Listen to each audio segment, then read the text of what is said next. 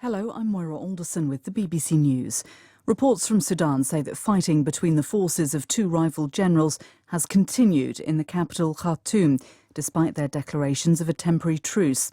Explosions and firing have been heard even after the Sudanese army's announcement that it would observe a three-day halt to fighting.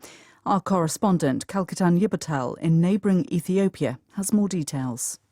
Particularly in the capital Khartoum, the fighting is still going on, and reports indicate that there had been gunfires and also strikes, airstrikes, but also efforts by the army to go on the ground looking for the RSF fighters, and the RSF fighters were also, it looks like that they were embedded in residential areas. So all this indicate that it's likely to be a very traumatizing experience for the residents, for the civilians there, because this fighting is happening in crowded urban areas. Some news just in. The US Supreme Court has ruled in favour of maintaining access to an abortion pill, while a legal appeal against its use is considered. The decision temporarily blocks a lower court's ruling that restricted the use of mifepristone. The decision is being seen as a victory for the Biden administration. A court in Paris has convicted a Lebanese-Canadian university professor of carrying out a deadly bomb attack on a Paris synagogue in October 1980. Hassan Diab, who is now 69, was tried in absentia after he refused to return from Canada to France. Warren Bull reports. 4 people were killed and around 40 injured when a motorcycle bomb exploded near a synagogue in the Rue Copernic in Paris. It was the first attack on the Jewish community in France since the Second World War, and Nazi sympathisers were suspected. The judges then focused on a Palestinian militant group and accused Hassan Diab of planting the bomb. He was extradited from Canada in 2014, but was allowed to leave France after a court failed to conclusively prove his guilt.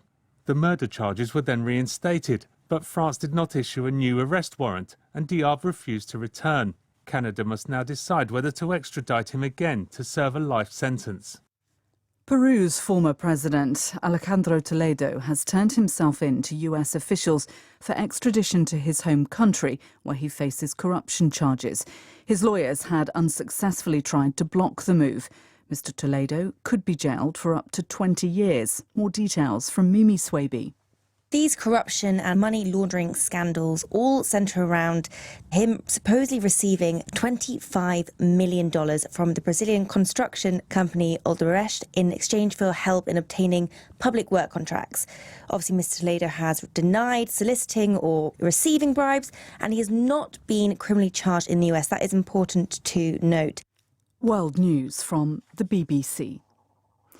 Britain's largest business lobby group, the CBI, has announced it's suspending most operations because of allegations of rape and sexual misconduct in the organisation.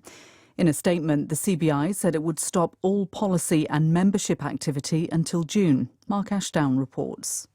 The CBI board said it shared the shock and revulsion of its members at the events that are alleged to have taken place. It said it was deeply sorry and expressed profound regret to the women involved. Around 40 businesses have so far said they will suspend or terminate their involvement with the organisation after 2 women said they were raped by male colleagues while working for the CBI.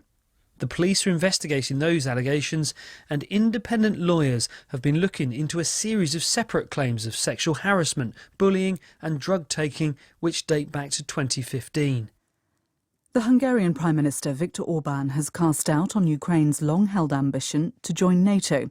The head of the military alliance, Jens Stoltenberg, said on Friday that all NATO allies agreed that Kyiv should become a member. But in a response on Twitter, Mr. Orban appeared to express surprise. He simply posted one word: what? Argentina has recorded its deadliest dengue outbreak. Officials have confirmed 45 deaths and more than 65,000 cases of the mosquito-transmitted disease since the beginning of the year.